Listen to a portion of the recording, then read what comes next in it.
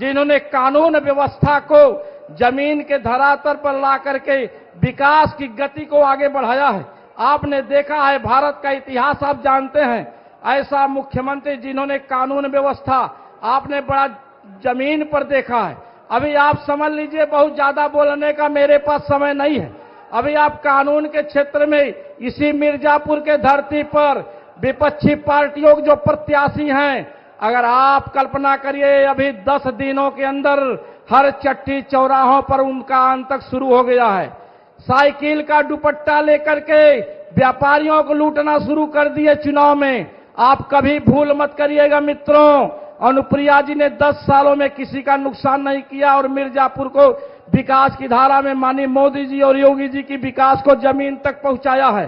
सभी सम्मानित विधायक माननीय योगी जी के नेतृत्व में, चाहे कानून व्यवस्था रहा हो, चाहे विद्युतीकरण, कल्पना करिए, मैं एक बात कहूंगा, विद्युत विभाग का चार्ज था, कल्पना करिए, महाराज जी के पहले उत्तर प्रदेश के धरती पर और मिर्जापुर में आप कितना विद्युत पाते थे। तुलनात्मक तुलना कर लीजिए, कभी 8 घंटा रात तो 8 घंटा दिन बिजली पाते थे।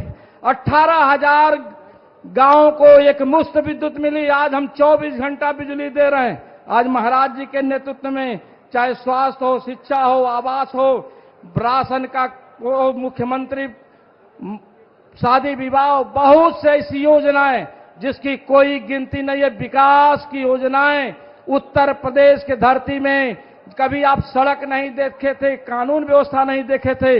इसलिए बहुत कुछ न कहते हुए मैं सम्मानित मंच का, अपने माननीय मुख्यमंत्री जी का स्वागत अभिनंदन करते हुए, समय नहीं है, मैं अपने बात को समाप्त करता हूं। और हमारा चुनाव चिन्ह है cup plate, Bharatiya Janata party का चुनाव चिन्ह है। यहाँ कप प्लेट पर अधिक से अधिक मोहर लगा करके माननीय अनुप्रिया पटेल को तीसरी बार प्रधान यहां से सांसद बनाना है और आदरणीय मोदी जी के को तीसरी बार प्रधानमंत्री बनाना है और माननीय योगी जी को यहां से मजबूती तौर पर प्रदेश में स्थापित करना है।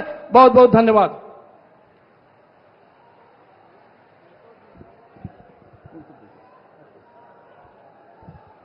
स्वागत है भाई, स्वागत है, स्वागत है भाई, स्वागत है। संपूर्ण भारतीय लोकतंत्र में सठे साठ्यम समाचरेत के मंत्र को चरितार्थ करने वाले बुलडोजर बाबा एक सनातनी संत द्वारा कैसे शांति और भयंकर गर्मी में कैसे ठंड का एहसास कराया जाता है, इसका उदाहरण प्रस्तुत करने वाले गुरु गोरखनाथ के शिष्य, परंपरा के वाहक भगवान मच्छेंद्रनाथ व राजा भर्तहरि, दिव्य ज्ञान के प्रकाशक, शिव अवतारी महंत योगी आदित्यनाथ जी का बिंदुधरा की इस धरती पर बहुत बहुत स्वागत है, बहुत बहुत अभिनंदन है। अब मंच पर मिर्जापुर जनपद के लोकप्रिय सांसद, भारत सरकार की पूर्व मंत्री, वर्तमान में मिर्जापुर जनपद की प्रत्याशी और मिर्जापुर जनपद के विकास की देवी, विकास की मॉडल श्रीमती अनुप्रिया पटेल जी से मैं निवेदन करता हूं कि वो आए और सम्मानित जनता जनार्दन को के बीच में अपने विचारों को रखें। इसके साथ ही आपको ही संचालन की जिम्मेदारी संभाली है। निवेदन के साथ श्रीमती अनुप्रिया पटेल जी, बोले भारत माता की। मोदी योगी अनुप्रिया पटेल, मोदी योगी अनुप्रिया पटेल। धन्यवाद।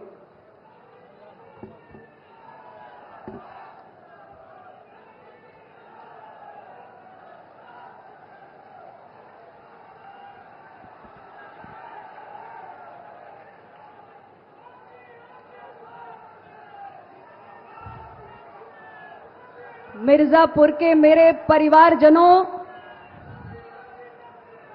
आपको आपकी अनुप्रिया का सादर प्रणाम।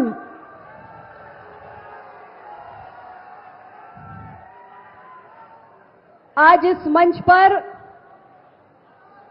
हम सबके बीच मौजूद उत्तर प्रदेश के अत्यंत ऊर्जावान, कर्मठ, जनप्रिय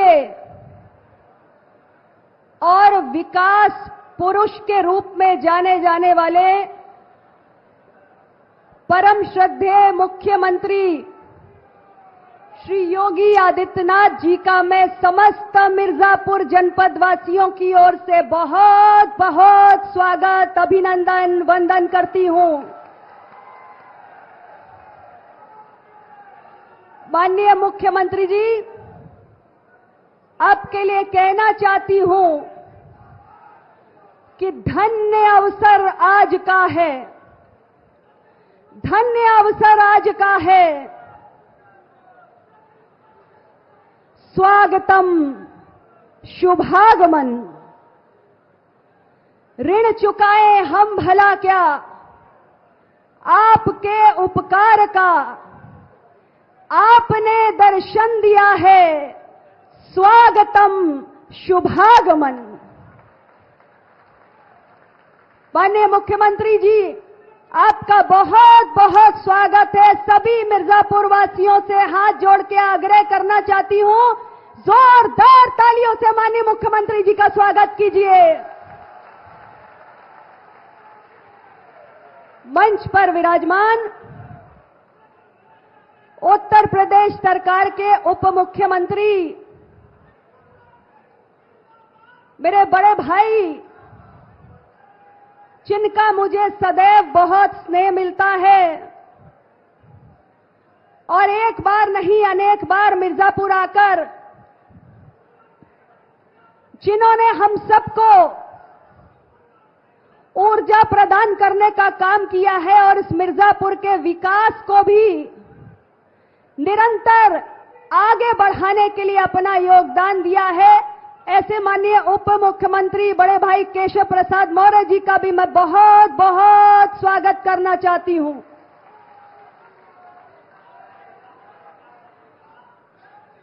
इस मंच पर मौजूद क्षेत्रीय अध्यक्ष भाई दिलीप पटेल जी,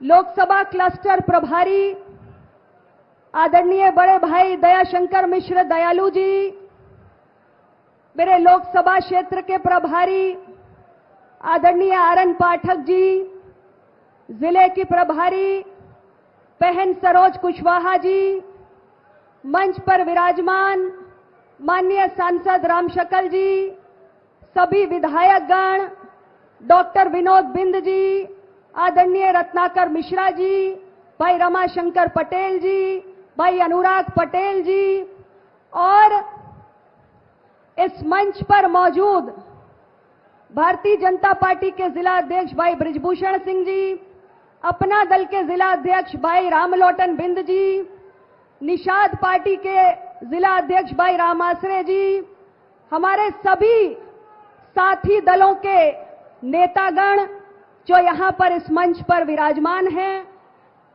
सभी इस जनपद के कोने कोने से चलकर आए। आप सभी मेरे परिवारजनों, मैं आपको बारंबार प्रणाम करती हूं। आप सबने आज यहां आकर मुझे कृतज्ञता के भाव से सराबोर कर दिया है। मेरे मन में आज भावनाओं का ज्वार उमड़ रहा है, मेरे पास शब्द कम पड़ रहे हैं। मैं आपको किन शब्दों में अपने दिल से शुक्रिया अदा करूं। इस मिर्जापुर की धरती ने मुझे इतना प्यार दिया है, इतना आशीर्वाद दिया है। इस मिर्जापुर की धरती की जनता की मैं जीवन भर ऋणी रहूंगी। आज आपने मुझे इन ऊंचाइयों पर पहुंचाया है, आपने मुझे देश की संसद में जाने का गौरव प्रदान किया है। आप सबने जो मुझ पर कृपा की है, उसका मैं जितनी बार भी आभार व्यक्त करूं वो कम ही होगा। मैं बहुत बहुत आपका अभिनंदन करती हूं। मैं तीसरी बार इस लोकसभा क्षेत्र मिर्जापुर से आप सबके बीच एनडीए गठबंधन की प्रत्याशी हूं।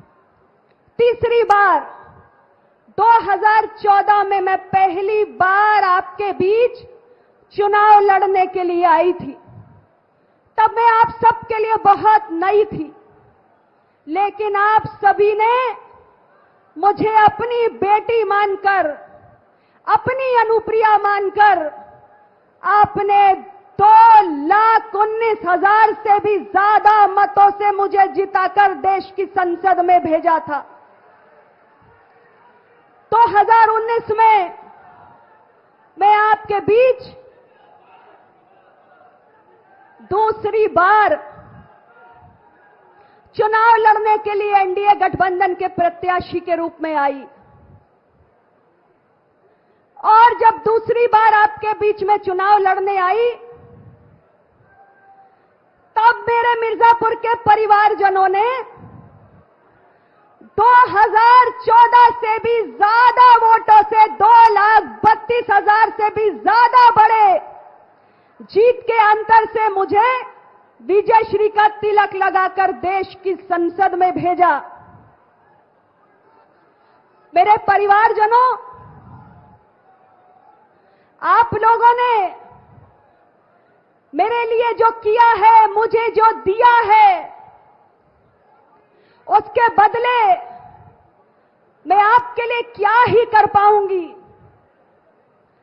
आप सब आज तीसरी बार इस मिर्जापुर लोकसभा के लिए आने वाली 1 जून को अपने अमूल्य वोटों का योगदान देने जा रहे हैं। लोकतंत्र का महापर्व चल रहा है। पूरे देश के अंदर एनडीए गठबंधन की बयार बह रही है।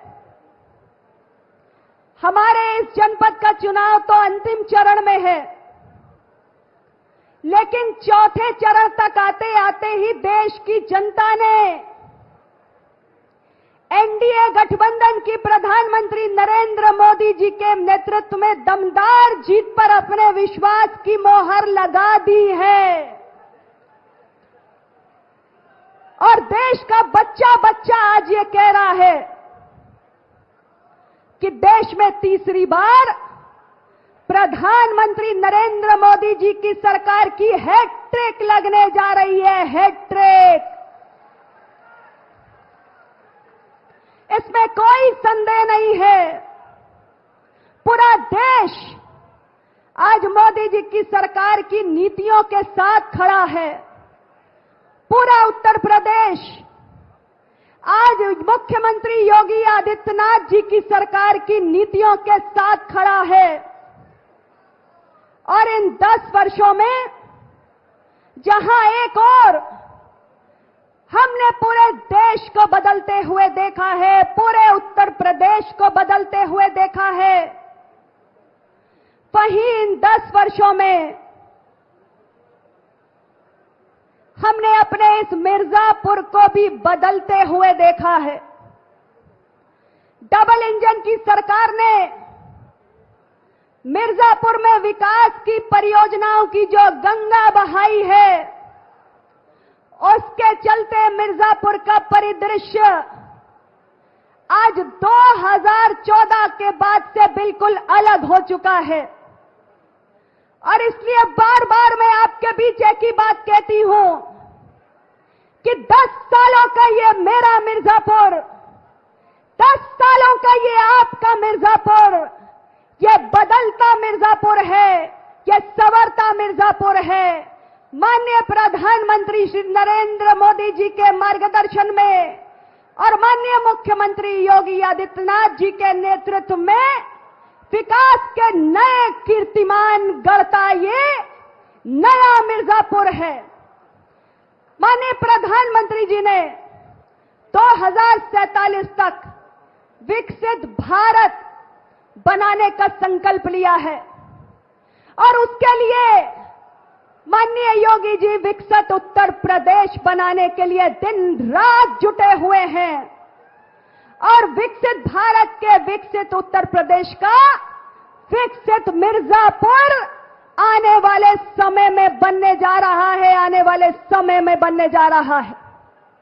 आज मैं तीसरी बार आपके बीच में हूं, तो मैं इतना ही कहना चाहती हूं कि तमाम लोग आपके बीच में आकर वोट मांग रहे होंगे, अपनी अपनी अपील कर रहे होंगे। उसी तरीके से मुझे भी आपके अमूल्य वोटों की अपेक्षा है, उम्मीद है। लेकिन जब मैं आपके बीच में आई हूं तो अपने 10 सालों का रिपोर्ट कार्ड लेकर आई हूं। 2014 के पहले का मिर्जापुर याद कर लीजिए और 2014 से 2024 के बीच का मिर्जापुर देखिए। आज हमारा ये जनपद पूरी तरह बदल चुका है। हमारी डबल इंजन की सरकार के कारण आज मिर्जापुर में इन 10 सालों में मेडिकल कॉलेज बन गया, इंजीनियरिंग कॉलेज बन गया, केंद्रीय विद्यालय बन गया, 50 बेड का आयुष अस्पताल बन गया। हमारे मिर्जापुर में माननीय मुख्यमंत्री जी ने हाल ही हमें विंध्य विश्वविद्यालय की सौगात दे दी। मिर्जापुर में 1100 करोड़ का इंडियन ऑयल का टर्मिनल मिल गया है। मिर्जापुर में गंगा नदी पर बड़े बड़े पुलों का निर्माण हो गया है, पक्का पुल बन गए हैं और हमारे मिर्जापुर के प्रमुख railway station Amrit Bharat station योजना के तहत विश्व स्तरीय बन रहे हैं। मिर्जापुर के अंदर एक्सपोर्ट फैसिलिटेशन सेंटर बन रहा है तो मिर्जापुर के अंदर पासपोर्ट ऑफिस स्थापित हो चुका है। मिर्जापुर के गरीबों तक भारत सरकार की तमाम योजनाएं पहुंची हैं, चाहे उज्ज्वला का गैस का सिलेंडर हो, पक्का आवास हो, 5 लाख का स्वास्थ्य बीमा हो, ये सारी योजनाएं आज मिर्जापुर के हमारे जनपद वासियों के जीवन में उजाला लाने का काम कर रही हैं। इसलिए मेरे साथियों, मैं आप सबसे इतना ही आग्रह करना चाहती हूं कि मोदी जी का सरकार का विकास का रथ बहुत तेजी से 10 साल में आगे बढ़ा है और इसके बाद भी आने वाले समय में बहुत तेजी से आगे बढ़ना है। उत्तर प्रदेश का विकास के रथ का पहिया तेजी से आगे बढ़ रहा है और इसलिए मिर्जापुर के विकास के रथ के पहिए को भी तेजी से आगे बढ़ाने का काम आप लोगों को करना है और यह सिर्फ आपके एक वोट से संभव हो पाएगा, सिर्फ एक वोट से संभव हो पाएगा। अगर आप आने वाले समय में मिर्जापुर को विकास की नई ऊंचाइयों पर देखना चाहते हैं तो मैं आप सभी से आग्रह करना चाहती हूं कि आप आने वाली 1 जून को मेरा चुनाव निशान कप प्लेट है, कप प्लेट। मिर्जापुर वासियों, इस कप प्लेट में ही मोदी जी की चाय मिलती है, चाय जो हमारे जीवन का अभिन्न अंग है। सुबह हो तो चाय, शाम ढले तो चाय, तनाव हो तो चाय, थकान हो तो चाय, बारिश हो तो चाय, गपशप करनी हो तो चाय, और ये चाय मिलती है हमारे इस कप प्लेट में। और ईवीएम मशीन पर पहले खाने में आपको ये कप प्लेट मिलेगा। मैं आप सभी से निवेदन करना चाहती हूं कि आप जनपद की विकास यात्रा को आगे बढ़ाने के लिए, माननीय मुख्यमंत्री जी के हाथों को मजबूत करने के लिए, माननीय प्रधानमंत्री जी के हाथों को मजबूत करने के लिए, उत्तर प्रदेश के 80 की 80 सीटों को जीतने के लक्ष्य की प्राप्ति के लिए, 400 पार के लक्ष्य की प्राप्ति के लिए आप सब इस महायज्ञ में मिर्जापुर और हमारी सोनभद्र की रॉबर्टगंज की प्रत्याशी भी जल्द हमारे बीच में आएंगी। सोनभद्र के प्रत्याशियों से भी मैं निवेदन करती हूं कि ये दोनों लोकसभा क्षेत्र जीतकर आप हमारे 400 पार का जो लक्ष्य है, जो महायज्ञ है, उसमें अपनी आहुति, अपना योगदान देने का काम करें। मैं आप सबकी बहुत ऋणी रहूंगी और आपसे वादा करती हूं, आपको विश्वास दिलाती हूं कि जनपद की विकास यात्रा को ऐसे ही आगे बढ़ाती रहूंगी। मेरे साथ मेरी बहन रिंकी कौल भी मौजूद है। मैं इनके लिए भी आपसे कप प्लेट का बटन दबाकर वोट करने की अपील करती हूं। मैं अंत में सिर्फ एक ही बात आपसे कहना चाहती हूं, मेरे दिल की बात आप सबसे कहना चाहती हूं। 10 साल से आपकी सांसद हूं, एक एक घर आंगन परिवार में पहुंचने का काम किया है, दिल से आप सबसे जुड़ने का काम किया है। मिर्जापुर को विकास को आगे बढ़ाने के लिए हर संभव कोशिश मैंने की है। जितनी मेरी योग्यता थी, जितनी मेरी क्षमता थी, मैंने हमेशा प्रयास किया मेरा यह मिर्जापुर आगे बढ़े, मेरे मिर्जापुर की अपनी पहचान बने, संसद में आपकी आवाज बनने का काम किया है।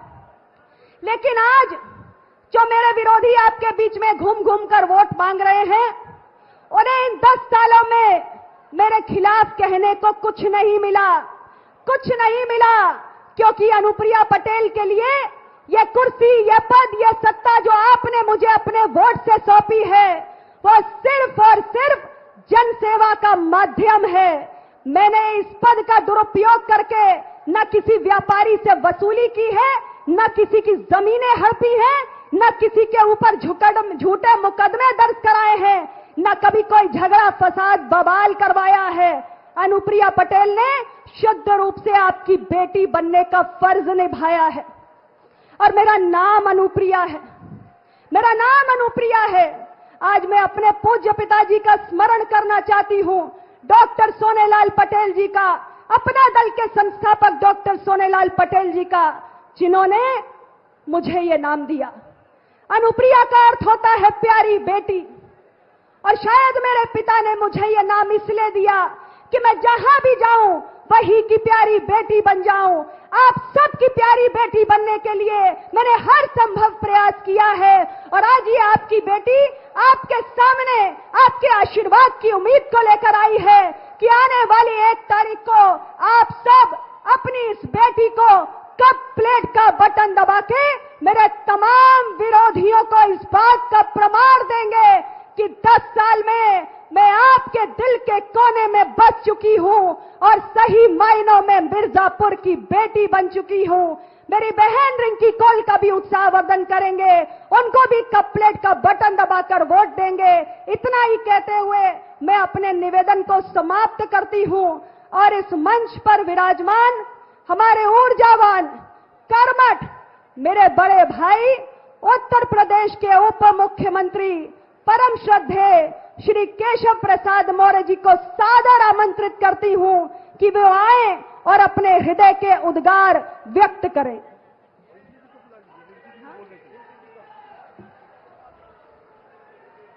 एक छोटा सा संशोधन है, इससे पहले कि मेरे आदरणीय बड़े भाई श्री केशव प्रसाद मौर्य जी का उद्बोधन हम सुने, मेरी बहन रिंकी जी जो हमारे बीच अभी पहुंची हैं, मैं इनको भी आग्रह करूंगी, ये हमारी दबे कुचले वर्ग से आने वाली बेटी है जो साहस करके चुनौतीपूर्ण परिस्थितियों में आपके बीच आकर खड़ी है।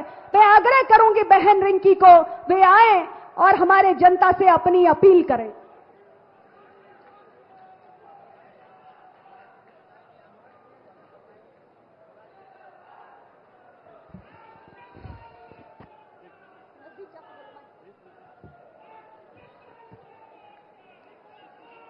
बहुत बहुत धन्यवाद।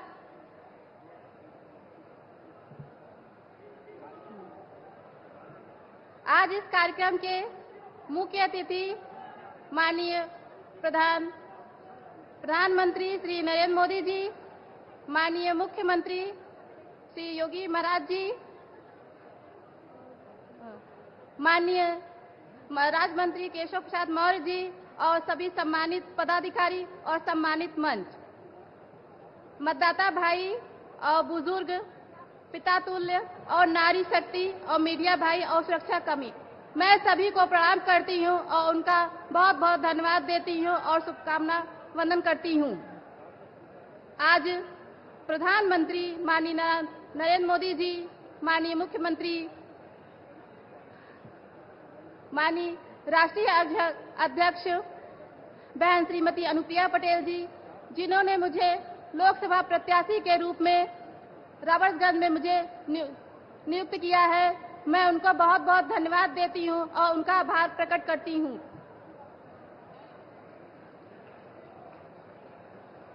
आप लोग के बीच में मैं यहाँ छोटी बहन और बेटी बहू के रूप में यहाँ पे खड़ी हुई हूँ। आप सभी लोग मेरा एक परिवार हैं।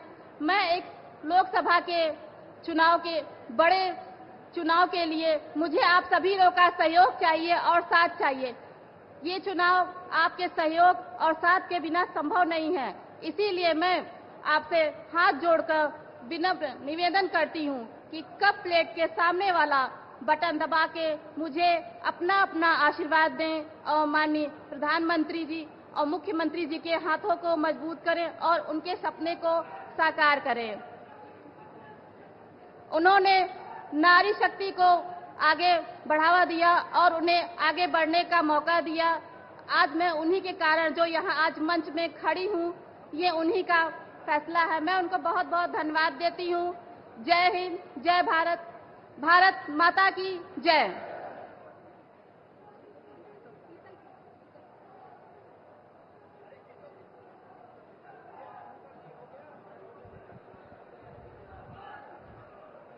भाइयों और बहनों, आपके माननीय उप मुख्यमंत्री जी श्री केशव प्रसाद मौर्य जी, मैं आपको सादर आमंत्रित करती हूं कि आप आएं और अपने हृदय के उद्गार व्यक्त करें।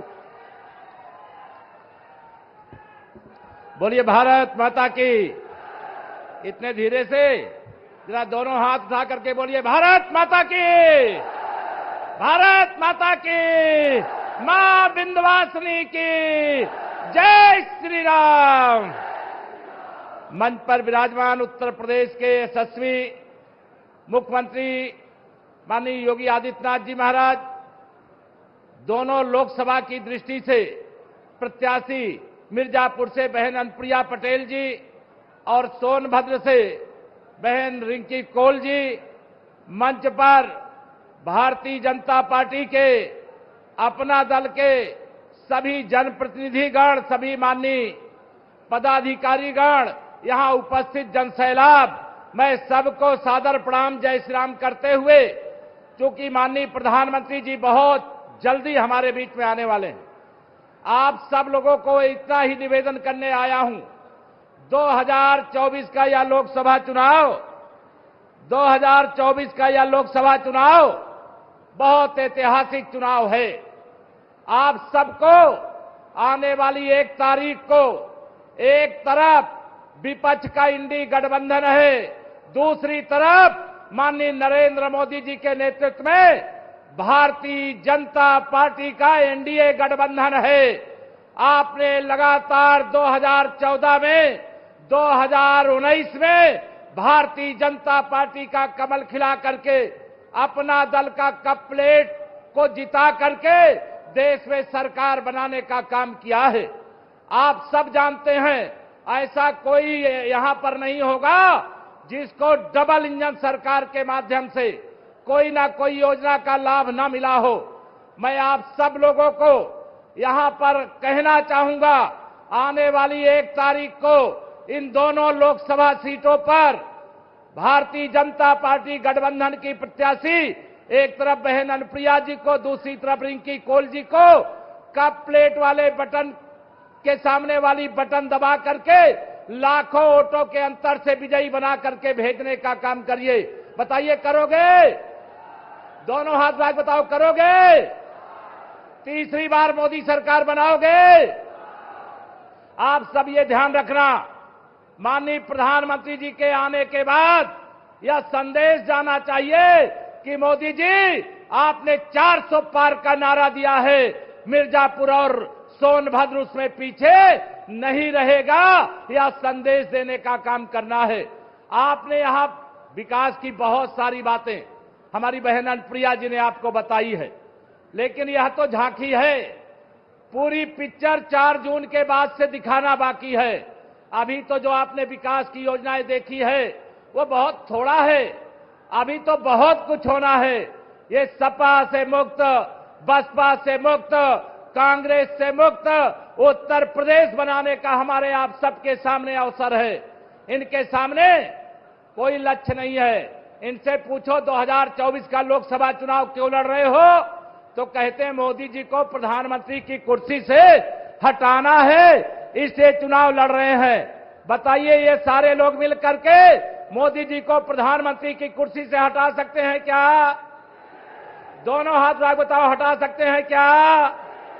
उनको मालूम नहीं है कि मिर्जापुर हो या सोनभद्र हो, उत्तर प्रदेश हो या देश का कोई प्रदेश, देश की 140 करोड़ जनता का आशीर्वाद प्रधानमंत्री माननीय नरेंद्र मोदी जी के साथ है। इनका सुपड़ा आपने साफ कर दिया। 2014 में हराया, 17 में हराया, 19 में सपा बसपा का गठबंधन होने के बाद भी हराया। 2022 में इनके अहंकार को चकनाचूर करके दूसरी बार उत्तर प्रदेश में कमल खिलाया। ये 5वीं हार के द्वार पर खड़े इनके अहंकार को चकनाचूर करोगे? दोनों हाथ रख बताओ, चूर करोगे? देखिए माननीय नरेंद्र मोदी जी के बारे में मैं एक बात कहता हूं, ये विपक्ष का कोई नेता मोदी जी के बराबर काम करता है क्या? जोर से बताओ, करता है क्या? मैं मोदी जी के बारे में कहता हूं, 24 घंटे, 24 कैरेट, 24 की तैयारी, एक अकेला मोदी अपना ठग बंधन पर भारी। बताओ भारी है कि नहीं भारी है? भारी है कि नहीं भारी है?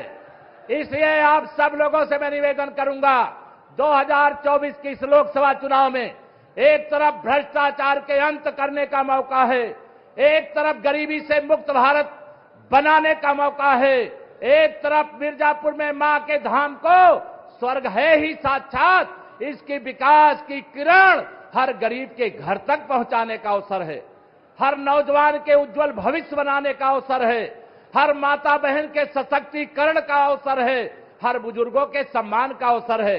ये सारे विरोधी चाहते हैं कि इस देश में जो गरीबों को प्रधानमंत्री गरीब कल्याण अन्न योजना मिल रहा है, राशन मिल रहा है, वो बंद हो जाए। क्या आप चाहते हो क्या बंद हो जाए? दोनों हाथ रख बताओ, चाहते हो क्या? मोदी जी ने कहा है 4 जून को 400 पार होने के साथ ये प्रधानमंत्री गरीब कल्याण अन्न योजना का राशन आगे 5 साल इसी प्रकार से मिलता रहेगा। अब बताइए, गरीबों को राशन बंद करवाना चाहते हैं। अयोध्या में रामलला का भव्य मंदिर बन गया, अब वहां ये फिर बाबर के नाम की इमारत बनाना चाहते हैं। ये जम्मू कश्मीर से 370 हट गई, उसे फिर वापस लाना चाहते हैं। मैं आप सबसे कहना चाहता हूं, इनको एकजुट होकर के जवाब देना है। सपा को समाप्तवादी पार्टी बनाने का काम करना है। साइकिल को पंचर करके 4 जून को साइकिल को पंचर करके कहां भेजना है? 4 जून को साइकिल पंचर करके श्री अखिलेश यादव जी को पार्सल करना है। करोगे? करोगे? एक अच्छी बात बता दूं आपको, अभी कन्नौज का चुनाव हुआ है, वहां श्री अखिलेश यादव जी प्रत्याशी थे, और आपको अच्छी खबर बता रहा हूं, कन्नौज से श्री अखिलेश यादव जी चुनाव हार चुके हैं। उनके साथी राहुल गांधी जी हैं, वो रायबरेली से प्रत्याशी हैं, वह रायबरेली से चुनाव हार चुके हैं। वो मोदी जी को प्रधानमंत्री बनने से रोकना चाहते हैं। उनको मालूम नहीं है इस देश के अगड़ी जाति, पिछड़ी जाति, अनुसूचित जाति की त्रिवेणी भारतीय जनता पार्टी गठबंधन के साथ चट्टान की तरह खड़ी है। बताओ, खड़ी है कि नहीं खड़ी है? इनको ये पता ही नहीं है। ये गरीबों के पास नहीं जाते, ये गुंडों के पास जाते हैं, ये माफियाओं के पास जाते हैं, ये अपराधियों के पास जाते हैं। इनको मालूम नहीं है उत्तर प्रदेश के मुख्यमंत्री आदरणीय योगी आदित्यनाथ जी हैं और गुंडों को जहां जाना चाहिए वहां भेज देने का काम कर देते हैं। लेकिन इसके बाद भी गुंडों के प्रति इनकी हमदर्दी खत्म नहीं होती। ये बाबूजी कल्याण सिंह जी को तो श्रद्धांजलि नहीं देते, लेकिन माफिया मुख्तार अंसारी की कब्रिस्तान में पहुंच करके मातम मनाने का काम करते हैं। बताइए, इनको जवाब देना चाहिए कि नहीं देना चाहिए? आपने भारतीय जनता पार्टी की सरकार बनाई, आज ना अतीक अहमद और ना मुख्तार अंसारी। कोई डराता है क्या आपको? कोई डराता है क्या? जब सपा की सरकार थी तब डराते थे कि नहीं डराते थे? सपा की सरकार के समय जिस गाड़ी में सपा का झंडा, उस गाड़ी में बैठा गुंडा, बताओ रहता था कि नहीं रहता था?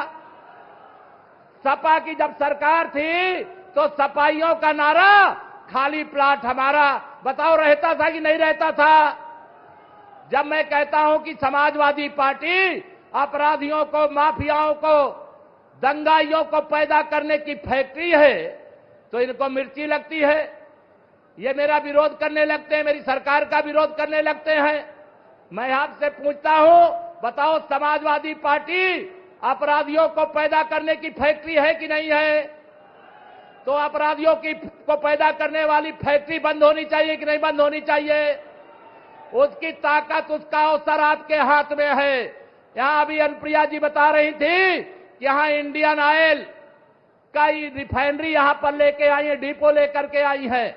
लेकिन अगर अभी समाजवादी पार्टी वाले होते तो यहां कट्टा बनाने की फैक्ट्री लगा देते, बम बनाने की फैक्ट्री लगा देते कि नहीं लगा देते? बताओ। आज यह सबसे मुक्ति मिली है, इसलिए मैं आप सबसे कहना चाहूंगा, माननीय प्रधानमंत्री जी आने वाले हैं, कई माननीय वक्तागण बोलने वाले हैं। मैं आपसे अंत में इतना ही कहूंगा, ध्यान से सुनना, घर घर में खुशहाली पहुंचे, बस इतना फर्ज निभा देना, बाकी सब मोदी कर देंगे। तुम कप प्लेट की बटन आप सब पर बहुत भरोसा है, बहुत विश्वास है। इस बार यूपी की 80 लोकसभा सीटें जीतना है। जिताओगे? किसी के बहकावे में नहीं आओगे? ये विरोधी लोग कहते हैं मोदी जी 400 से ज्यादा जीत जाएंगे तो संविधान खतरे में पड़ जाएगा। ये दुष्प्रचार करते हैं कि नहीं करते हैं? जोर से बताओ, करते हैं कि नहीं करते हैं? 2014 में जब माननीय नरेंद्र मोदी जी पहली बार देश के प्रधानमंत्री बने थे, माननीय मुख्यमंत्री जी भी सांसद थे, मैं भी सांसद था, बहन अनुप्रिया जी भी सांसद थी। उस समय जब हम लोग संसद भवन में मोदी जी के पीछे पीछे गए तो मोदी जी जैसे हम सब लोग विंध्यवासिनी माता के दरबार में जाते हैं तो माता जी के पास पहुंचने से पहले माथा टेकते हैं कि नहीं टेकते हैं? बताओ। मोदी जी संसद भवन में प्रवेश करने से पहले माथा टेका। पत्रकारों ने पूछा, मोदी जी माथा क्यों टेक रहे हो? मोदी जी ने कहा, यह भारत के लोकतंत्र का मंदिर है और लोकतंत्र के मंदिर पर माथा टेकना भारत के प्रधानमंत्री का धर्म है। और भारत के इतिहास में माननीय नरेंद्र मोदी जी पहले प्रधानमंत्री हैं जिन्होंने संसद भवन के द्वार पर माथा टेका। बाबा साहब भीमराव अंबेडकर के संविधान पर हाथ रख करके उन्होंने संकल्प लिया कि नरेंद्र मोदी का एक ही धर्म ग्रंथ है, वह भारत का संविधान है। उन पर कहते हो कि उनसे लोकतंत्र को और संविधान को खतरा है। खतरा लोकतंत्र को नहीं, संविधान को नहीं, सपा बसपा कांग्रेस की राजनीति को है। माननीय प्रधानमंत्री जी के आगमन का संकेत मिल गया। मैं स्वागत करते हुए देता हूं अपनी वाणी को विराम। जरा दोनों हाथ उठा के बोलिए, जय श्री राम, भारत माता की। मिर्जापुर में मोदी जी का स्वागत है, स्वागत है। मिर्जापुर में मोदी जी का बहुत बहुत धन्यवाद।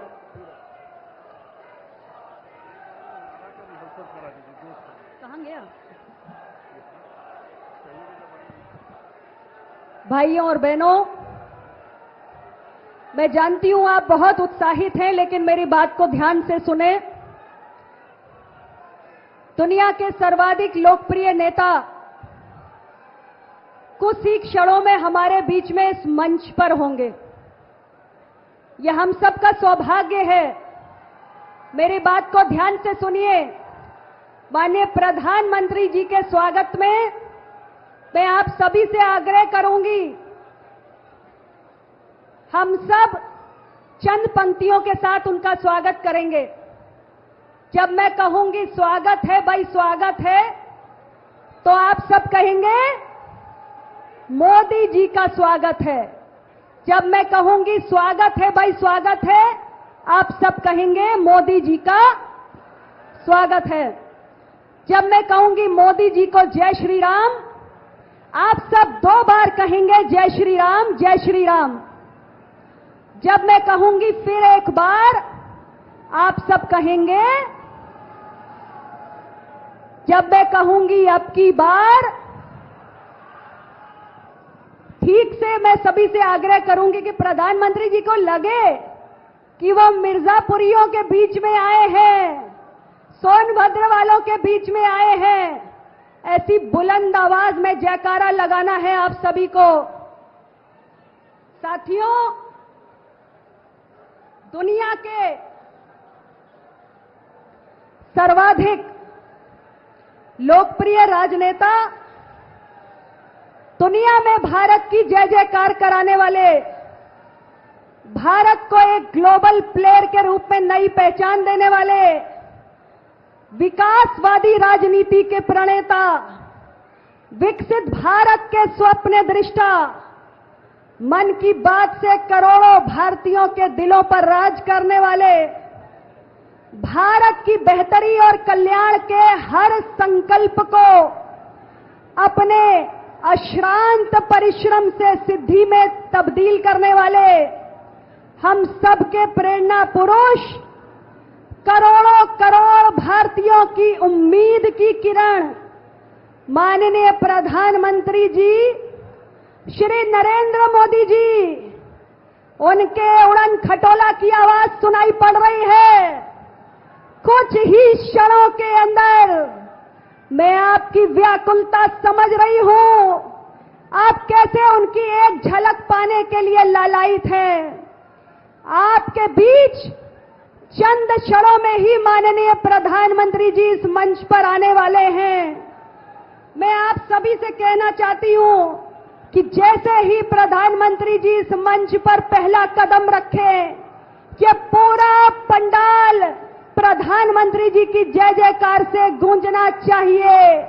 हमें विश्वास दिलाना है प्रधानमंत्री जी को कि हम रिकॉर्ड मतों से मिर्जापुर और सोनभद्र जीतने जा रहे हैं। सभी साथियों से मेरा हाथ जोड़ के निवेदन है, प्रधानमंत्री जी को आपकी भावनाओं का ज्वार स्पष्ट रूप से नजर आना चाहिए। बस चंद क्षण और, आप सुन रहे हैं हेलीकॉप्टर की, चॉपर की आवाज आ रही है। दुनिया के सर्वाधिक लोकप्रिय राजनेता बहुत जल्दी हम सब के बीच में आने वाले हैं। यह अद्भुत दृश्य होगा, यादगार अविस्मरणीय पल होगा। मिर्जापुर के इतिहास में देश के गौरव, पूरी दुनिया में भारत की जय जयकार कराने वाले माननीय प्रधानमंत्री जी एक बार फिर हमारे बीच में आए हैं।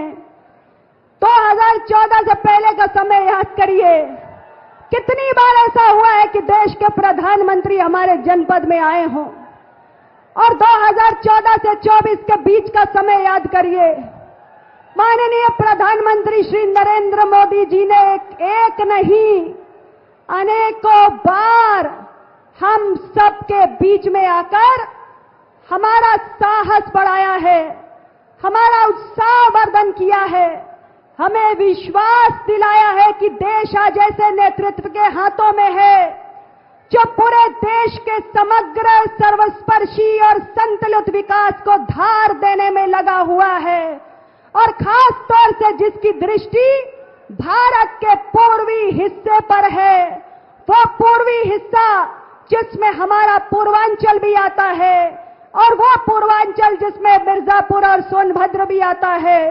ऐसे माननीय प्रधानमंत्री जी चंद क्षणों में हम सबके बीच में पहुंच रहे हैं।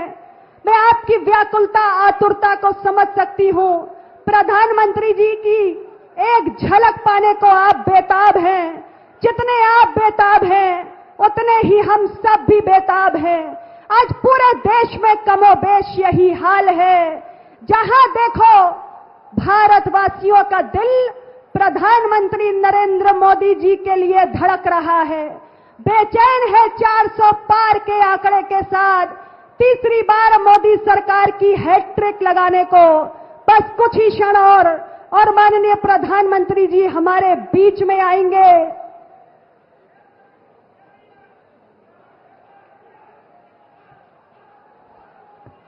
और मेरा सभी से निवेदन है,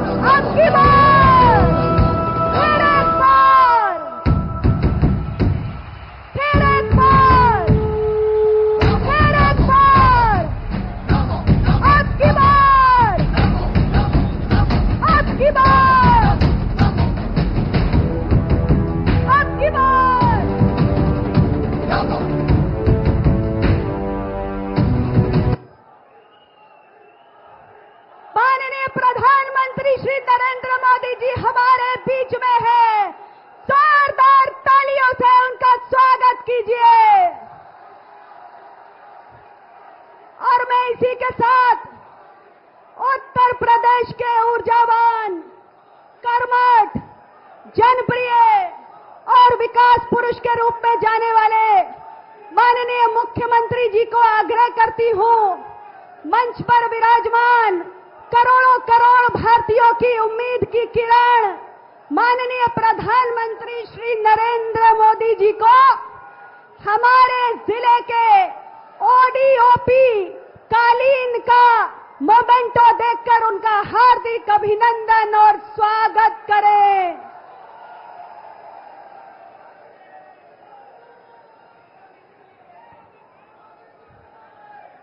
और अब मैं स्वयं माननीय प्रधानमंत्री जी का हमारे मिर्जापुर के ओडीओपी के पीतल का थाल देकर अभिनंदन करना चाहती हूं।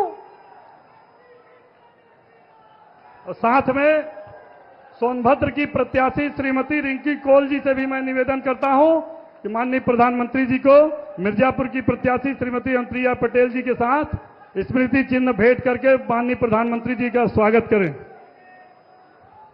और मैं मंच पर उपस्थित सभी मातृशक्ति की बहनों से और मंच पर उपस्थित सभी हमारी मातृशक्ति से मेरा सादर निवेदन है, आगे आए और मां विंध्यवासिनी की चुनरी पहनाकर और उनका पवित्र चित्र भेंट करके माननीय प्रधानमंत्री जी का स्वागत, अभिनंदन, वंदन करें।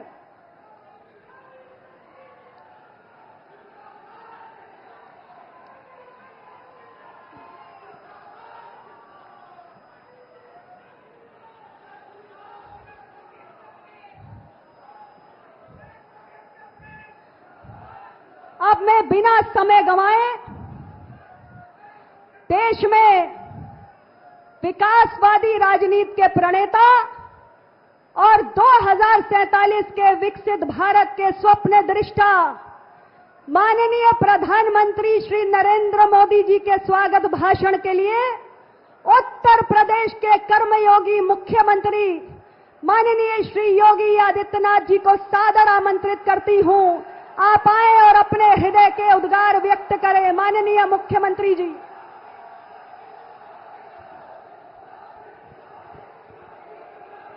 भारत माता की, भारत माता की, भारत माता की, वंदे वंदे वंदे।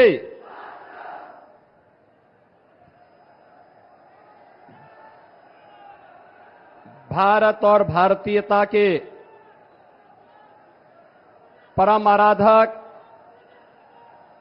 भारत के अंदर सांस्कृतिक नवजागरण के पुरोधा, एक भारत श्रेष्ठ भारत के शिल्पी, दुनिया के सबसे लोकप्रिय राजनेता और भारत के यशस्वी प्रधानमंत्री आदरणीय श्री नरेंद्र मोदी जी का आज मां विंध्यवासिनी की इस पावन धरा पर आगमन हुआ है। मैं आज के इस अवसर पर मां विंध्यवासिनी की इस पावन धरा मिर्जापुर की जनता जनार्दन की ओर से, सोनभद्र की जनता जनार्दन की ओर से आदरणीय प्रधानमंत्री जी का हृदय से स्वागत करता हूं, अभिनंदन करता हूं। मंच पर उपस्थित प्रदेश सरकार में मेरे वरिष्ठ सहयोगी उप मुख्यमंत्री श्री केशव प्रसाद मौर्य जी, भारत सरकार की मंत्री और मिर्जापुर लोकसभा सीट पर अपना दल भारतीय जनता पार्टी एनडीए की प्रत्याशी श्रीमती अनुप्रिया पटेल जी, रावड़गंज लोकसभा सीट पर अपना दल भारतीय जनता पार्टी की प्रत्याशी श्रीमती रिंकी कौल जी, प्रदेश सरकार के मंत्री श्री दयाशंकर मिश्र दयालु जी, संजीव गौड़ जी, सांसद पकौड़ी लाल जी, राज्यसभा के माननीय सांसद श्री राम सकल जी, दुग्धी विधानसभा उपचुनाव के भारतीय जनता पार्टी के प्रत्याशी श्री श्रवण कुमार गौड़ जी, मंच पर उपस्थित भारतीय जनता पार्टी और एनडीए के हमारे सभी माननीय जनप्रतिनिधिगण, सभी पदाधिकारीगण और भारी संख्या में अपने नेता का अभिवादन करने के लिए, अभिनंदन करने के लिए उपस्थित सभी मिर्जापुर और रावर्सगंज से जुड़े हुए मेरे भाइयों बहनों, मैं आदरणीय प्रधानमंत्री जी का आज लोकसभा चुनाव 2024 अंतिम चरण के चुनाव में मिर्जापुर की इस पावन धरा पर आगमन पर हृदय से स्वागत करता हूं, अभिनंदन करता हूं। बहनों और भाइयों, ये हम सबका सौभाग्य है कि हम सबको आदरणीय मोदी जी के नेतृत्व में नए भारत का दर्शन हम कर रहे हैं। एक ऐसा भारत जो आज दुनिया की एक महाशक्ति बनने की ओर अग्रसर हुआ है। एक ऐसा भारत जो दुनिया के अंदर अपना सम्मान मजबूती के साथ बढ़ाया है। 10 वर्ष में जिस भारत ने अपनी सीमाओं को सुरक्षित किया है, 10 वर्ष के अंदर जिस भारत ने विकास के नए नए प्रतिमान स्थापित करने का काम किया है, 10 वर्ष के अंदर गरीब कल्याणकारी योजनाओं के माध्यम से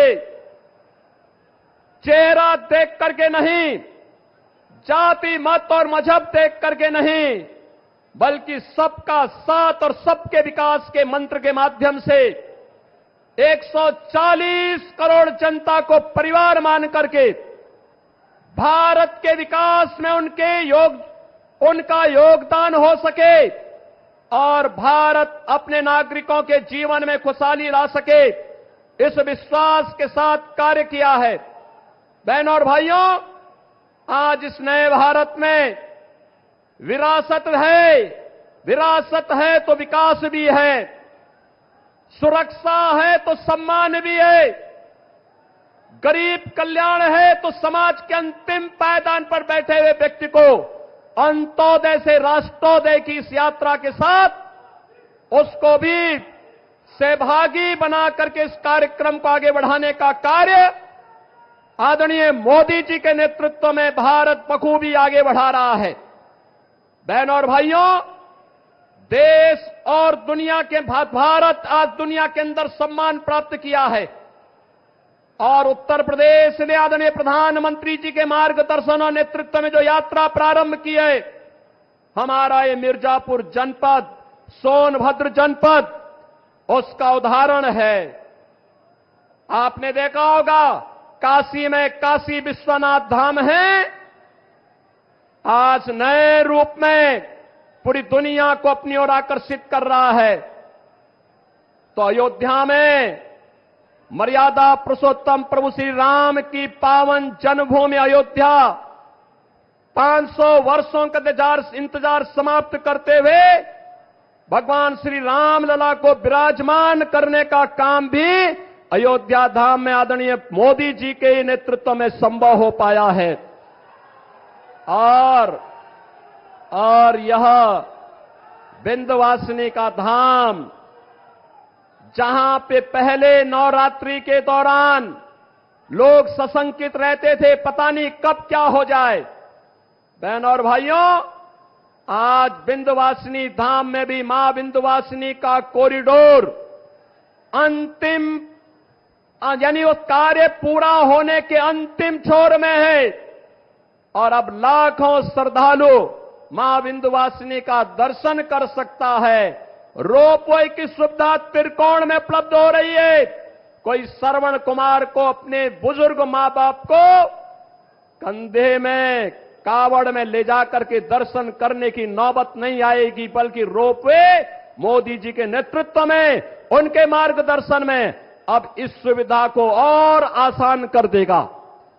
बहनों और भाइयों, विकास की यात्रा कोई सोचता था इस जनपद में और सोनभद्र जनपद में ही मेडिकल कॉलेज बनेगा, कोई सोचता था इस कमिश्नरी में विश्वविद्यालय बनेगा, कोई सोचता था यहां के गरीबों के मकान बन पाएंगे। आज लगभग अकेले मिर्जापुर जनपद में 1 लाख से अधिक गरीबों को मोदी जी ने सिर ढकने के लिए एक प्रधानमंत्री आवास उपलब्ध कराया है। और कोल जाति के लोगों को तो जनपद मिर्जापुर और सोनभद्र में 100% सिचुएशन के लक्ष्य को हर जनजाति समुदाय के लोगों को, चाहे वह गौड़ जाति का हो, चेरो हो, थारू हो, मुसहर हो, इन सबको 100% आवास से आच्छादित करने का कार्य आज प्रधानमंत्री मोदी जी के नेतृत्व में हुआ है। बहनों और भाइयों, ये मई का महीना है। याद करिए 2014 के पहले एक बूंद पानी के लिए यहां की आम जनता तरसती थी। आजादी के 70 वर्षों तक ये चलता रहा, लेकिन हम आभारी हैं मोदी जी के, जिन्होंने हर घर नल की योजना से आज मिर्जापुर और सोनभद्र को भी सिचुएट करने का काम किया है। और बहनों और भाइयों, इसीलिए हम कहने के लिए आए हैं, चुनाव के 6 चरण पूरे हो चुके हैं। 7वें चरण में आपको 1 जून को मतदान करना है। बहनों और भाइयों, मैं आपसे ये अपील करने के लिए आया हूं, देश की जो आवाज है, उत्तर, दक्षिण, पूरब, पश्चिम, कहीं भी हम जाते हैं, कश्मीर से लेके कन्याकुमारी तक, कामरूप से लेके कच्छ तक, एक ही आवाज है, एक ही स्वर है, एक ही नारा है, और वह है कि फिर एक बार और अब की बार 400 पार। तो 400 पार के इस अभियान में मिर्जापुर और रावर्सगंज में भी एनडीए के प्रत्याशी विजयी होने चाहिए। इस बात का आश्वासन मोदी जी को आज यहां की जनता जनार्दन की ओर से चाहिए। और बहनों और भाइयों, मैं तो आपसे यही कहने के लिए आया हूं, ये कांग्रेस और समाजवादी पार्टी के लोगों ने आजादी के बाद सर्वाधिक समय तक देश में भी और प्रदेश में शासन किया। जिन लोगों ने आपको एक बूंद पानी के लिए तरसाया था, जिन लोगों की नीतियों के कारण यह क्षेत्र नक्सलवाद की चपेट में आया था, जिन लोगों ने आपको विकास से वंचित किया था, जिन लोगों ने यहां के संसाधनों पर माइनिंग माफिया को यहां पर कब्जा करने की खुली छूट दी थी, जिन लोगों ने मेडिकल कॉलेज के लिए मिर्जापुर को और सोनभद्र को तरसाया था, जिन लोगों ने आपको विश्वविद्यालय के लिए तरसाया था, यह सही समय है। और मोदी जी जो कहते हैं कि यही समय है, सही समय है, उनको अपने वोट के लिए तरसाइए, उनको इस बात के लिए तरसाइए कि तुमने हमारी पीढ़ियों को खराब किया है, अब तुम्हें भारत की राजनीति से विदा करने के लिए मोदी जी के नेतृत्व में एनडीए कार्य करेगा, एक एक जनता जनार्दन कार्य करेगी। और इसी विश्वास के साथ हम आए हैं कि मिर्जापुर लोकसभा सीट पर केंद्रीय मंत्री श्रीमती अनुप्रिया पटेल जी को अपना दल इसने प्रत्याशी बनाया है। और मोदी जी अपना आशीर्वाद और समर्थन के साथ ही आप सबसे आह्वान करने के लिए आए हैं कि आपका आशीर्वाद तीसरी बार अनुप्रिया जी को प्राप्त हो। रावर्सगंज लोकसभा सीट पर श्रीमती रिंकी कौल को अपना दल ने प्रत्याशी बनाया है। प्रधानमंत्री जी अपना आशीर्वाद देने और आपसे प्रत्याशी के लिए आशीर्वाद मांगने के लिए आज यहां पर आए हैं। और आप सबसे हमारी अपील है कि यहां का जो चुनाव चिन्ह है कप प्लेट है, कप प्लेट पर जो भी वोट इन दोनों सीट पर मिर्जापुर और रावर्सगंज पर पड़ेगा, यह सीधे मोदी जी के पास जाएगा, मोदी जी की ताकत को दिल्ली में बढ़ाएगा। और दुगदी उपचुनाव में भारतीय जनता पार्टी ने श्री श्रवण कुमार गौड़ को कमल चुनाव चिन्ह के साथ अपना प्रत्याशी बना करके उतारा है। मेरी आप सबसे अपील है, दुगदी उपचुनाव में श्रवण कुमार गौड़ को भी भारी बहुमत से विजयी बना करके विकास के साथ विरासत के इस अभियान को आगे बढ़ाने के क्रम में आप फिर एक बार 400 पार के इस लक्ष्य के साथ आगे बढ़ेंगे।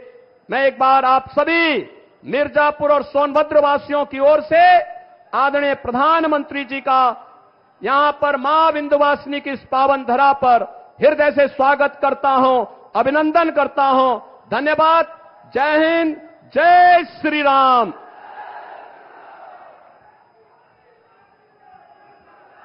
आपका बहुत बहुत धन्यवाद परम श्रद्धेय मुख्यमंत्री जी। और अब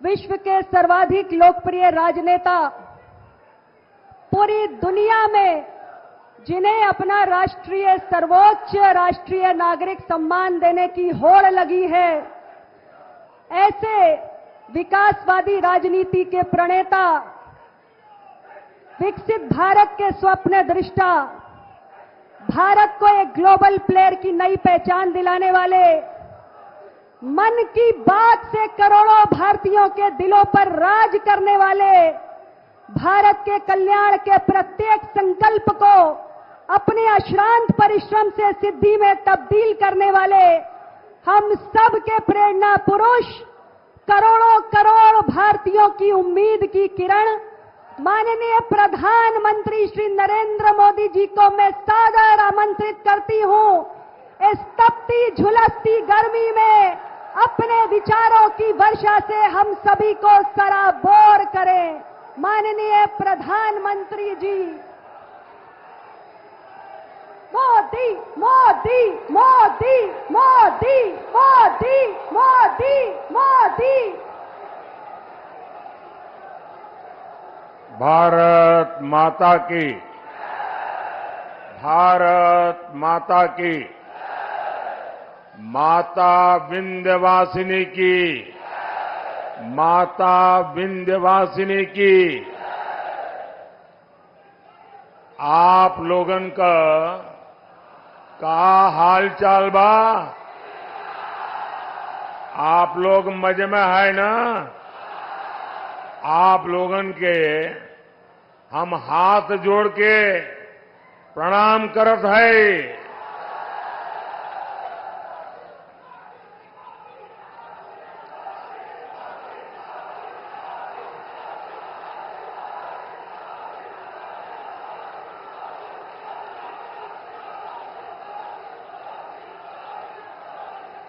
जय श्री राम।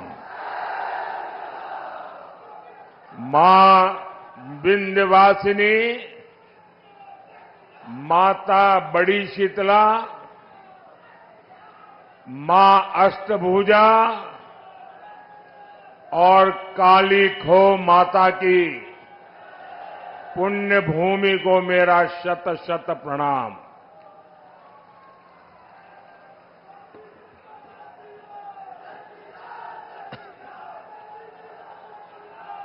ज्येष्ठ का ये महीना हमारी परंपरा में विशेष होता है और इसका हर मंगलवार बहुत खास होता है। कोई बड़ा मंगल कहता है, कोई बुढ़वा मंगल कहता है। इस बार ये बुढ़वा मंगल और भी विशेष है, क्योंकि 500 साल बाद ये पहला बड़ा मंगल होने वाला है जब बजरंगबली के प्रभु राम अयोध्या में अपने भव्य मंदिर में विराजे होंगे।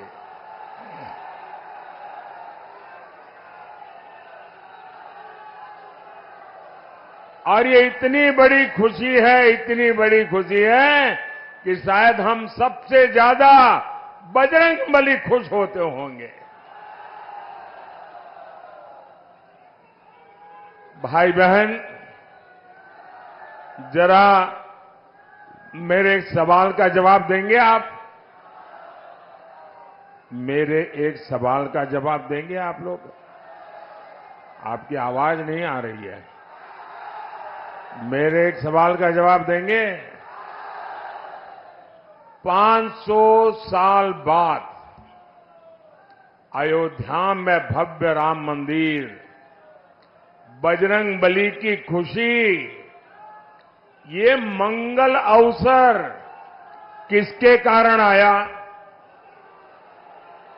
किसके कारण आया? किसके कारण आया? किसके कारण आया? ये पुण्य काम किसने किया? ये पुण्य काम किसने किया? आपका जवाब गलत है।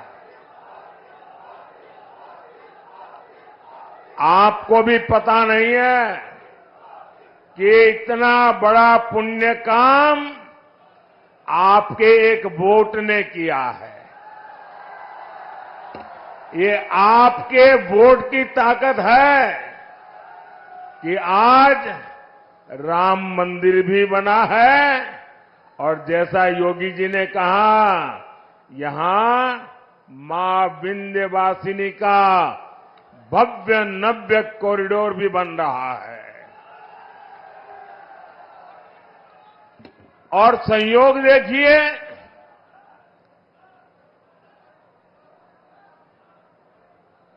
4 जून को भी बड़ा मंगल है। ये जो कुछ नौजवान चित्र लेकर के आए हैं, वो हमारे साथी कलेक्ट कर लेंगे। आपका प्यार मुझ तक पहुंच जाएगा। उधर भी 2 लोग हैं, जरा ले लीजिए भाई।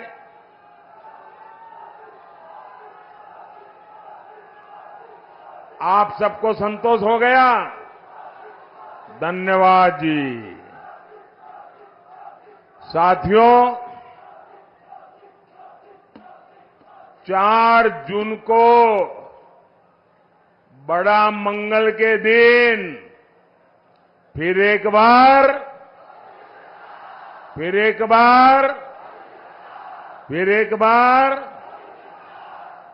6 चरणों में देश ने तीसरी बार बीजेपी एनडीए की बहुत मजबूत सरकार बनाना पक्का कर दिया है। भाई और बहनों, भारत ने तीसरी बार मोदी सरकार बनाने का मन क्यों बनाया? इसका सीधा सीधा कारण है नेक नियत, नेक नीतियां और नेशन फर्स्ट, मेरा देश सबसे ऊपर, राष्ट्र निष्ठा।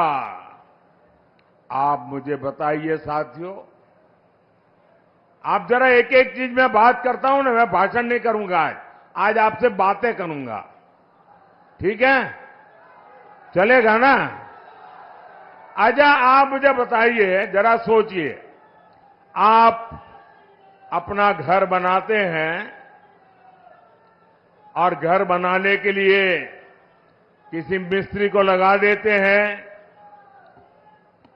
ये नारे वगैरह बताइए, लेकिन बीच बीच में जब जगह हो ना तब बुलाइए। ठीक है? और फिर 1 जून को भी करना पड़ेगा, 4 जून को तो बहुत ज्यादा करना पड़ेगा, तो थक जाओगे। अच्छा, हम अपना घर बनाते हैं, हम अपना घर बनाते हैं और एक मिस्त्री या किसी काम करने वालों को तय करते हैं।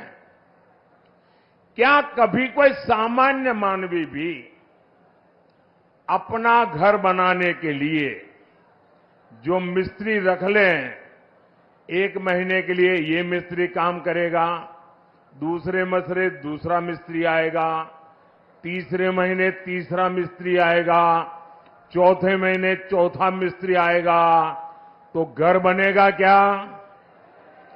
घर बनेगा क्या?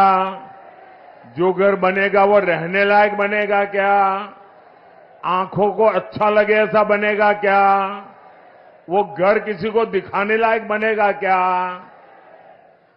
सामान्य मानवी को भी मालूम है, एक छोटा सा घर भी बनाना है तो बार बार मिस्त्री नहीं बदलते भाई। अब ये सपा कांग्रेस इंडी गठबंधन ये कह रहा है कि 5 साल में 5 प्रधानमंत्री। अब बताइए भाई, ये 5 साल में 5 प्रधानमंत्री कोई रखता है क्या? अरे कोई मिस्त्री नहीं रखता तो ये प्रधानमंत्री क्या? अब ये क्योंकि उनको बांट के खाना है, वो कहते हैं 5 साल में 5 प्रधानमंत्री। अब बताइए, जहां प्रधानमंत्री अपनी कुर्सी बचाने में ही लगा रहेगा तो वो क्या देश को मजबूत बना सकता है क्या? इसलिए देश ने तय किया कि मजबूत देश के लिए प्रधानमंत्री भी मजबूत होना चाहिए। होना चाहिए कि नहीं होना चाहिए? तभी एनडीए को इतना भारी जनादेश मिल रहा है। समाजवादी पार्टी पर अपना वोट कोई बर्बाद नहीं करना चाहता। मुझे बताइए भैया, हम लोग, हमारे उत्तर प्रदेश के लोग राजनीति को समझने में बड़े माहिर है। यहां तो गांव का बच्चा भी राजनीति समझ जाता है। कोई समझदार कभी भी, अब मान लीजिए कोई कंपनी डूब रही है तो उस कंपनी का शेयर कोई खरीदेगा क्या? आप बताइए ना, खरीदेगा क्या? 10 रुपये का शेयर भी खरीदेगा क्या? जो डूबता है उसमें कोई पैसा डालेगा क्या? जो डूब रहे हैं उसको कोई वोट देगा क्या? देगा क्या? पता ही है कि इनका डूबना तय है तो कौन वोट डालने की गलती करेगा भाई? सामान्य मानवी वोट उसी को डालेगा जिसकी सरकार बनना तय है। आप बताइए, आप मिर्जापुर में चौराहे पर जाके खड़े रहिए, किसी भी 100 लोगों को पूछिए कि मैं बताओ भाई किसकी सरकार बनेगी, 90 लोग क्या बोलेंगे? बताइए क्या बोलेंगे? तो फिर वोट उसको ही देना चाहिए नहीं देना चाहिए? उसको ही देना चाहिए नहीं देना चाहिए? वोट बर्बाद करना चाहिए क्या?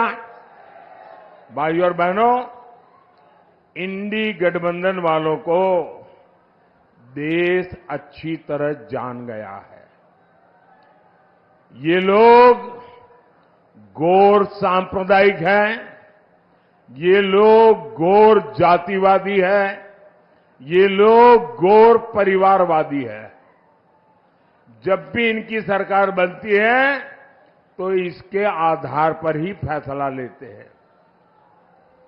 अभी देखिए, यहां पर चुनाव हुए, हमारे यादव समाज में इतने होनहार लोग हैं, इतने होनहार लोग हैं, लेकिन उन्होंने अपने परिवार के लोगों को ही टिकट दिया, बाहर के एक भी को नहीं दिया।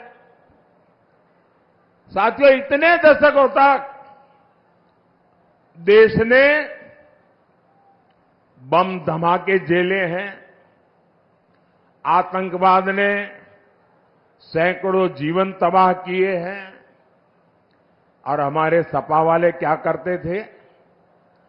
कानून व्यवस्था और समाजवादी पार्टी का 36 का आंकड़ा है। जो आतंकी पकड़े जाते थे उनको भी ये सपा वाले छोड़ देते थे। जो पुलिस अफसर इसमें आनाकानी करता था, सपा सरकार पुलिस वाले को सस्पेंड कर देती थी कि तुमने आतंकवादी को पकड़ा क्यों, घर जाओ।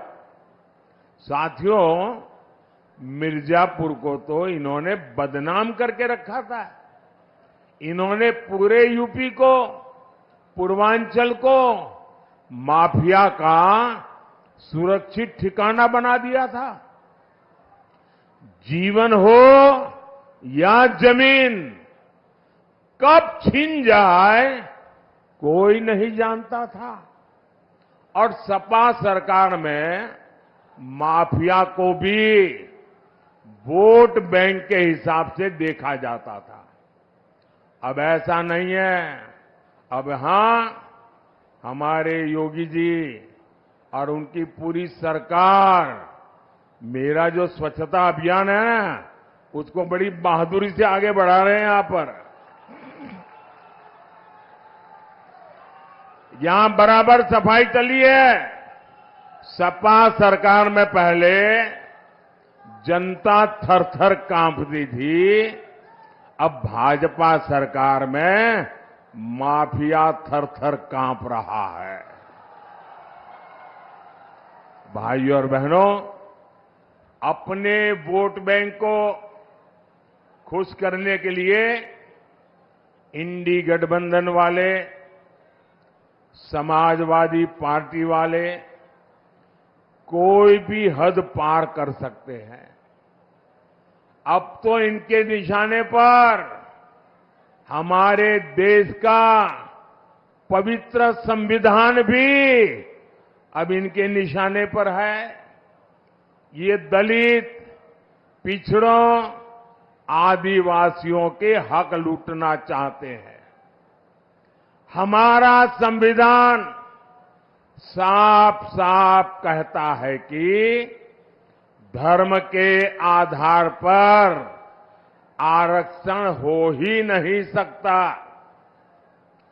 इनके इरादे कितने खतरनाक हैं, इससे जुड़ा एक नया खुलासा मैं आज कर रहा हूं।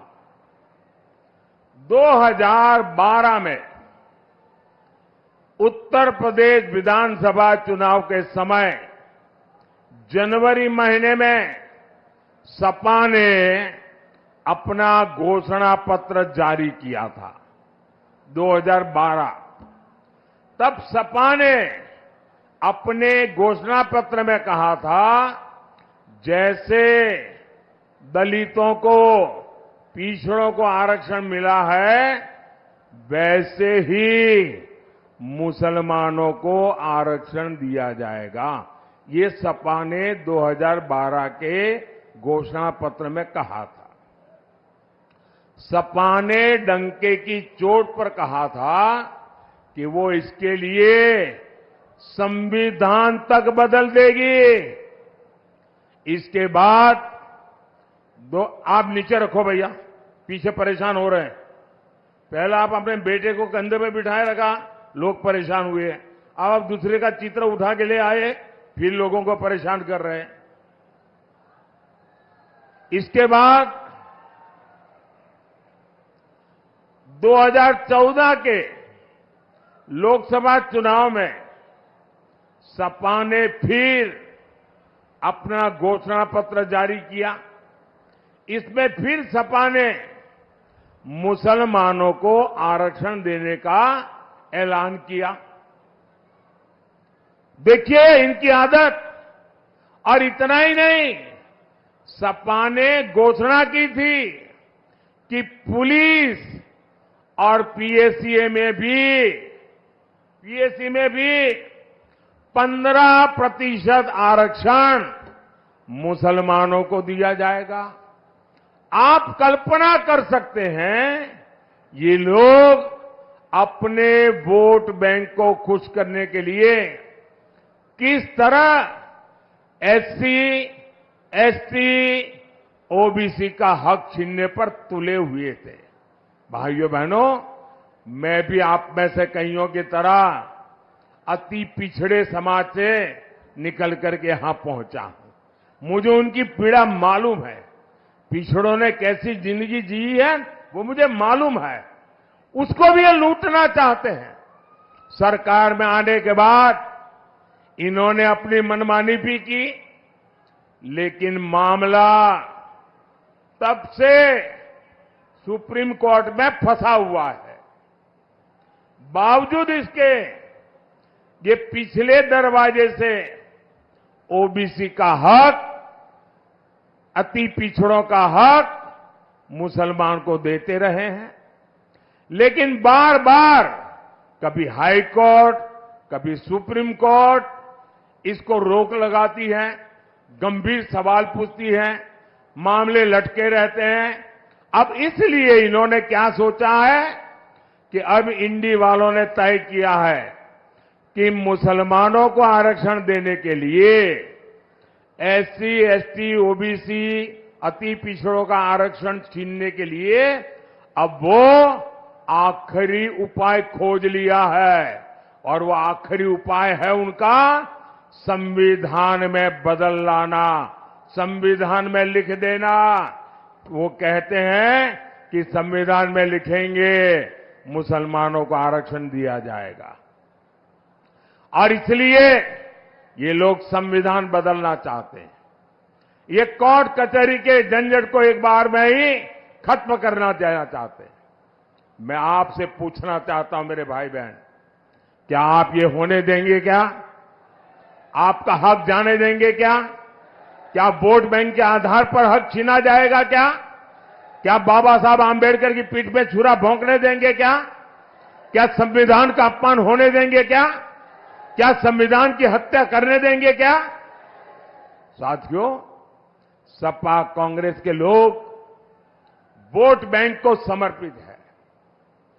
वहीं मोदी गरीब, दलित, पिछड़ों के हितों के लिए समर्पित है। मोदी 5 साल तक मुफ्त अनाज दे रहा है। मोदी 5 लाख रुपए तक मुफ्त इलाज दे रहा है। अब तो मोदी की गारंटी है, जितने भी परिवार हैं, मोदी हर परिवार के बुजुर्ग को मुफ्त इलाज कराएगा। साथियों, पीएम किसान सम्मान निधि से मिर्जापुर के किसानों के खाते में करीब 1000 करोड़ रुपए पहुंचे हैं। मोदी ने 4 करोड़ पक्के घर बनाकर दे दिए। 3 करोड़ पक्के घर गरीबों को और मिलने वाले हैं। ये एक एक घर लाखों रुपए का है जो माता बहन के नाम पर मिल रहा है। साथियों, आप बिजली से कमाई कर सके, मोदी इसके लिए भी रास्ता बना रहा है। पहला तो आपका बिजली बिल 0, आपका बिजली बिल 0। इतना ही नहीं, आपके पास जो अतिरिक्त बिजली होगी वो सरकार खरीदेगी, बिजली के बदले में पैसे देगी और आपको बिजली से कमाई होगी।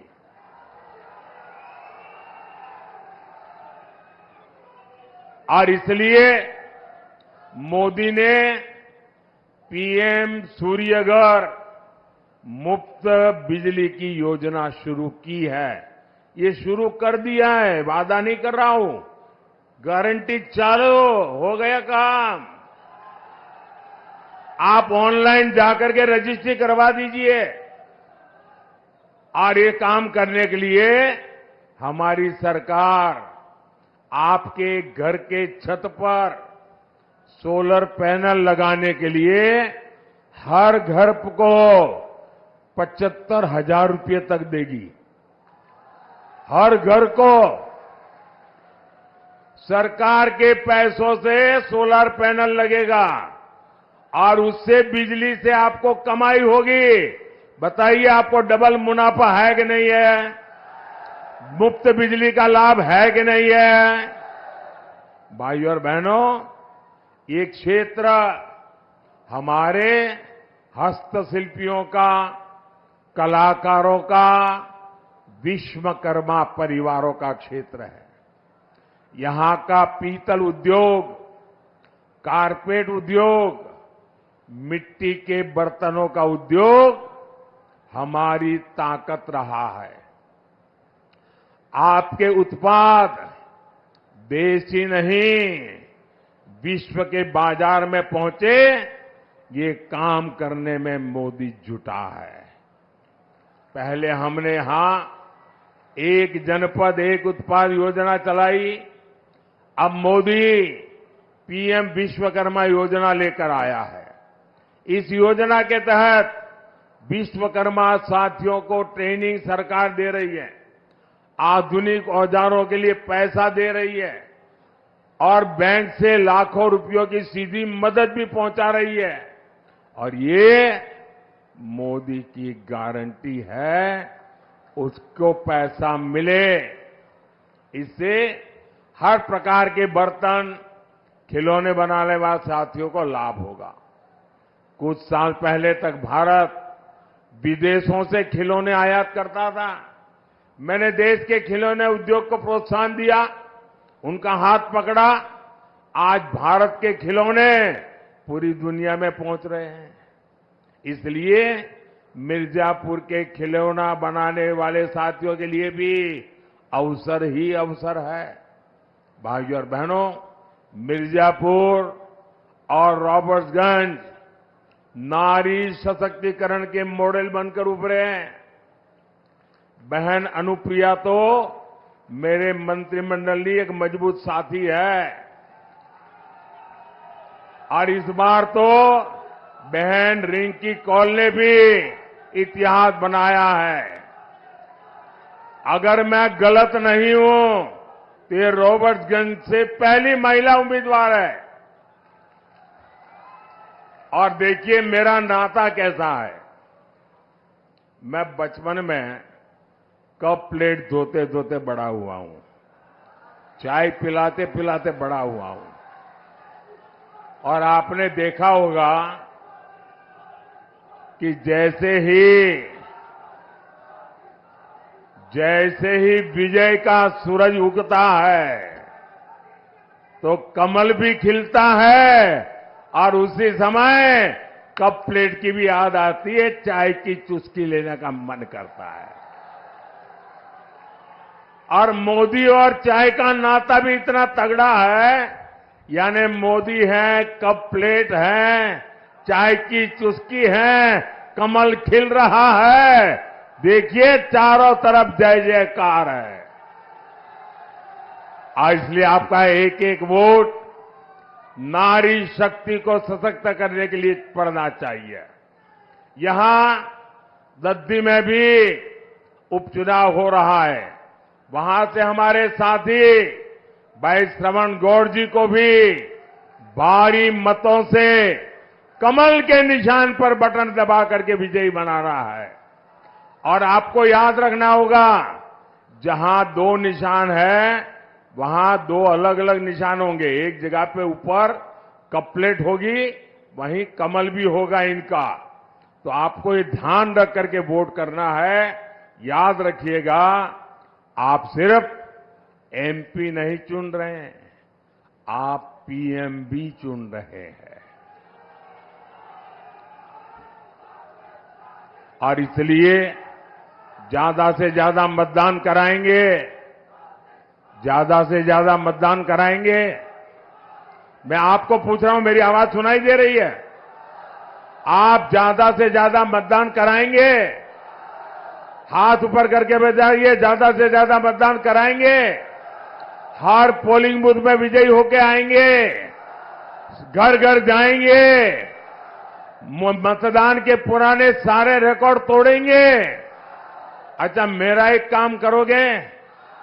ये मेरा पर्सनल काम है, करोगे?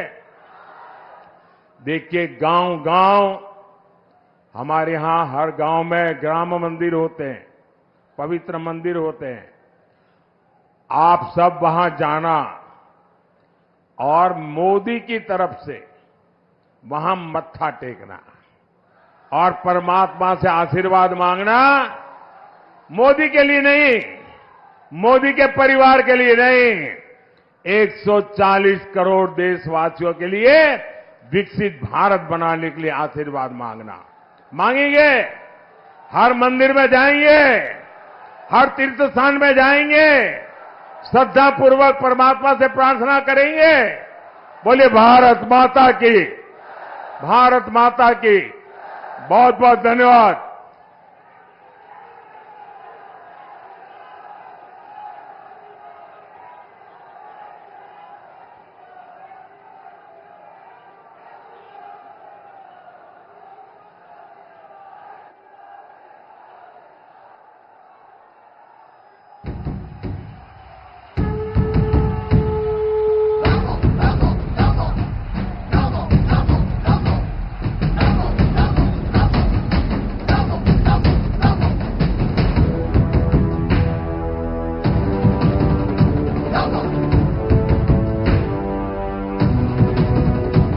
हुंकार एक भरो भरो, धरा का हित करो करो, पाप से लड़ो लड़ो, आगे तुम बढ़ो बढ़ो।